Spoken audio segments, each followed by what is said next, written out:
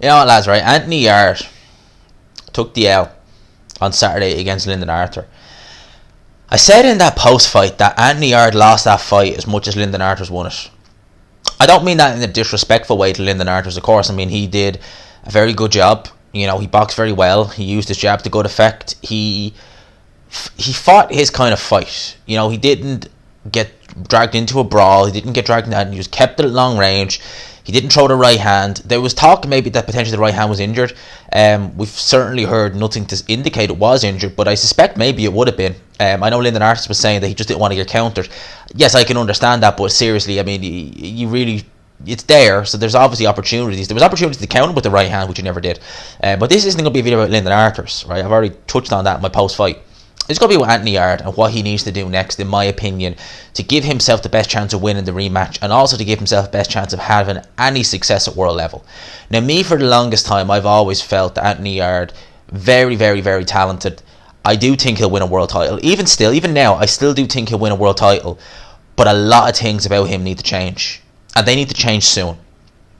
Look at that fight, right? It was obvious to me that, I don't want to say the demons, but there was obviously he obviously had the Kovalev fight in his head about what happened.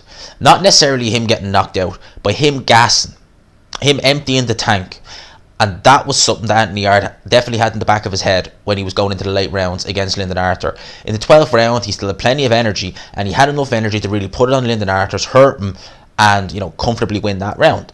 But as I said in my post-fight, you could have done that 3 rounds ago, right? You definitely had the stamina to do that 3 rounds ago, and if you'd done it 3 rounds ago, you could have got your hand raised. You might not have knocked him out, but you could have definitely picked up. Like, how do we not know there was 2 rounds in those last 4 rounds that Lyndon Arthur's won, that if Anthony Yarde had stepped on the gas, that could have flipped the scorecards around, he could have ended up with the decision, right? So that needs to be looked at. In terms of Yarde, he is too happy to counterpunch, right? He is too happy to get into a low volume fight. He was trying to counterpunch Lyndon Arthur's. Whilst he did have some level of success, the way he was switching up his head and body attack was non-existent. He'd throw the odd right hand to the body, he wouldn't do anything else. He threw, I think, 1 uppercut the whole fight, which is when he had Lyndon Arthur begin the rope in the 12th round. Things that he could have been doing earlier, he should have been doing earlier, he just wasn't doing. When he was going back to the corner, all it was from Tunde Ajayi was lions in the camp. Lions in the camp. Took him 7 or 8 rounds to realise that Lyndon Arthur wasn't throwing the right hand. All these little things, like, it's amazing when you have the commentary team like Richie Woodhall who are picking up on Lyndon Arthur not throwing the right hand before the trainer himself is even doing it. And I assume that he would have heard that call from commentary potentially, which is why he picked up on that. You know, and this is me not having a massive knock on Tunde Ajayi. I don't know the guy personally, don't know him at all, but when your fighter, it's clear what's going wrong with your fighter, when it's clear he's not doing what he needs to do, when he is in a low volume fight, and you know there's nip and tuck rounds, and you're kind of just saying, you know, lions in the camp, he's this, he's afraid, he's this, that, and the other, not good. You know, at the end of the day, Yarde was struggling at times to get inside. He was struggling at times to get his jab working. Where's the advice from the corner? I mean, lions in the camp is not going to help you. It's not going to help you at all. You know, when he fought Kovalev and he hurt him in that 8th round, that he exerted a lot of energy, he was told, go out there and empty the tank. That's all well and good, right, if you are in there against someone who is a domestic level fighter or is at similar level to you. You're dealing with a very experienced world champion, Sergey Kovalev, who knows how to survive better than he used to anyway, who is wily, who can get through it. Now, if you are telling someone who was already tired at that stage to go out and empty the tank, and you can't get rid of him, and you have 3 rounds left to go, that's only going to end one way. And it did only end one way. So all these things need to be addressed. Yarde has said that he doesn't spar a lot. They mainly do it with the pads. And Andy Lee correctly pointed out that the way Yarde was fighting was very much like someone who hadn't been sparring enough. It was like he couldn't move his feet at the same time as he was punching, because he was so used to hitting the pads, which are essentially coming at him, as opposed to having to hunt down a moving target and sparring. So the lack of sparring, I don't know why they do that. The lack of sparring, because as far as I'm concerned, steel sharpens steel. You can do all the pads you want, you can do all the bag work you want, but at the end of the day, sparring is where it really counts. I mean, if you look at someone like James Toney would go through a camp and all he would do is spar. He would just spar. That's all James Toney would do. Certainly in his prime, he'd just spar. Just get in the ring and spar. Steel sharpens steel at the end of the day. Yes, you take the risk of, getting hurt and sparring, getting a bit bashed up. This is boxing at the end of the day, and it's impossible to go swimming without getting wet.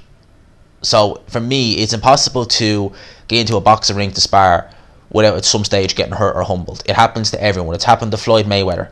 Alright, it's happened to absolutely everyone. That's part and parcel of boxing.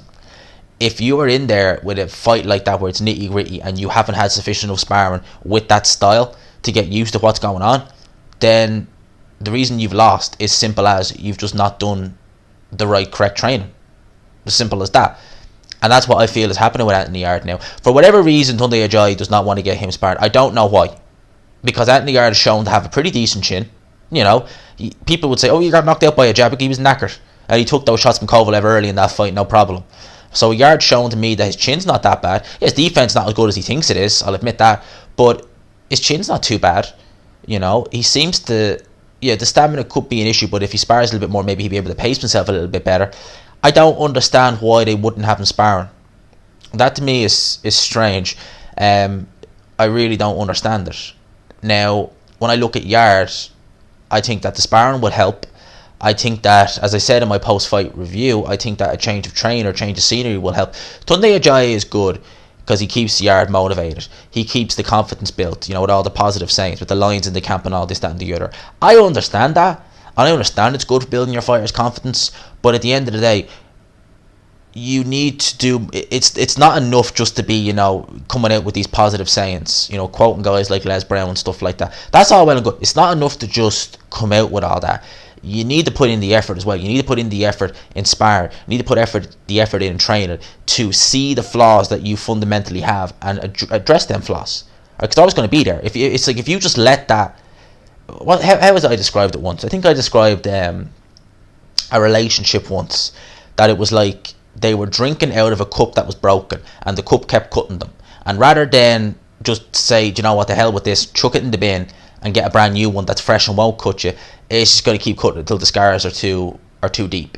It's kind of like that with Yarde, very different, right? Obviously it's not a relationship, but it's like that with Yarde, where he's staying with Tunde. There are flaws that are not being ironed out, and by the time Yarde finally gets to realise that the flaws have become habits, and I think that's one thing as well with Yarde. There are a few bad habits in there that he definitely does. That's why I feel as though he needs a new trainer. Now, when I look at Yarde, I look at his style, I look at his athleticism, the first name that springs to mind straight away is Adam Boot. Adam Boot, I've criticised as a trainer. As a person, I think Adam Boot is a fantastic guy. He's a real, look at his, go on Twitter and look at some of the things he posts on Twitter. You'll understand what I'm saying. Real stand-up guy.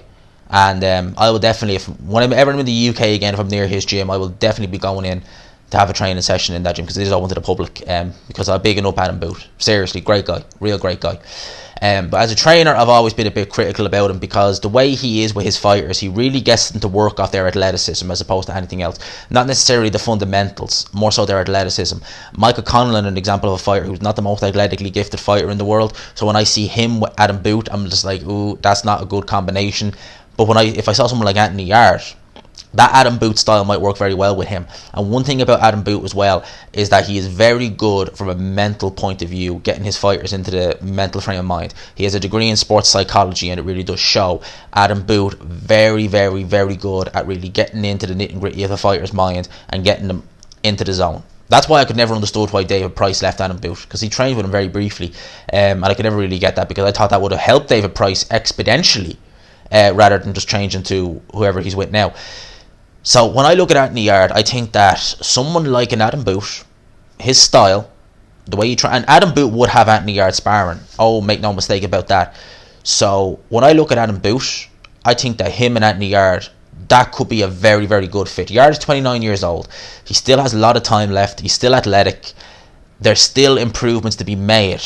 Moving it, if he does take this Lyndon Artis rematch, as I said, I will be picking Yarde in this rematch, because I think that Anthony Yarde can adjust more than Lyndon Artis can. Lyndon Artis is like Virgil Hill. Reminds me a lot of Virgil Hill. If you ever watched the light heavyweight champion of the 90s, Virgil Hill would just jab. He was WBA champion for a long time, and every other defense it was just Virgil Hill 12 round UD, just off the jab. So that's kind of how I see Lyndon Arthurs. With Yarde, I see a fighter with a lot more talent. No disrespect to Lyndon Arthurs, but I see a fighter with a lot more talent.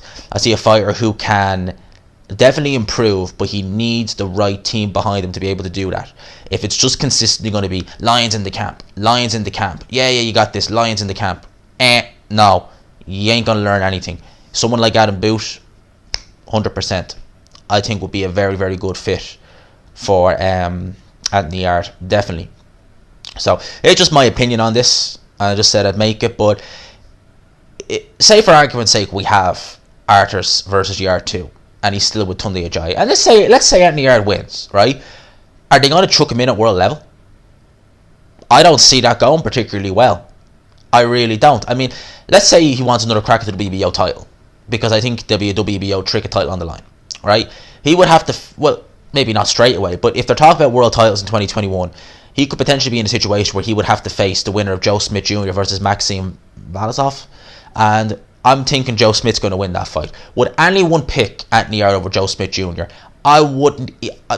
It'd be a case of when, not if, Joe Smith gets Anthony Yarde out of there. Do you really think Joe Smith would be really worried about Anthony Yarde brings? Yarde is not as good as a Jesse Hart at this minute in time, and Joe Smith Jr. ran straight through Jesse Hart. I could see him steamrolling Anthony Yarde if Anthony Yarde is still in this frame of mind, if he's still going with the lines in the camp, if he's not improving the fundamentals which he needs to improve. Someone like Joe Smith, big puncher, could absolutely steamroll Anthony Yarde. You know? So, having said all that, that's my 2 cents on it. I think Yarde needs to get a new trainer. The sparring is a must. That's a must. And, like I said, the technical improvements that need to happen. Those are my thoughts on this. Let me know yours. Bit of a long-winded video here, but I have a lot to say on this, so I just said I'd make this out. Hope y'all enjoyed it. Subscribe, of course, if you haven't. If you're new to the channel, so give us a subscribe. Always welcome. Always love to hear from the new subscribers. Like the video if you enjoyed it. Subscribe, of course, if you haven't already. Leave your comments in the comment section below. I want to know your thoughts on Anthony Yarde moving forward. As always, people, I'll talk to you as #GMansRocks. Peace. Lads, before I go, if you want to access some of my boxing content, right, have a look on screen just there. That is a screenshot from Patreon. It's called Boxing Extra Content. It's £3 a month. What you get for that, right, is you will get a lot of the videos that I will do here on YouTube. You'll get them in podcast format, and you can use them in a podcast app. The difference being is that on YouTube you will get a video just like the video you just watched there, which is very, you know, all good, you know, it's all this, that and the other. What I'll be doing on Patreon, I'll be re-recording a lot of them videos, obviously in podcast format, but I can let my hair down a bit more. That's the best way I can describe it. I can let my hair down a bit more. I can kind of say, you know, not that I always say what I want to say on YouTube, but I can kind of go in a bit harder if I need to. And as well as that, for the £3, you also get a monthly podcast. Alright, there are some other tiers where you can get some merchandise, but realistically we're looking at just the Boxing Extra. I think that's what most people down here want. So have a look on screen. Some of the podcasts I've actually done over the last few months there, so you kind of get to see it's a bit more psychology end of everything, but have a look on screen there. As I said, Boxing Extra content is there. Give it a look, links in the description. I'll talk to you again, people. Peace.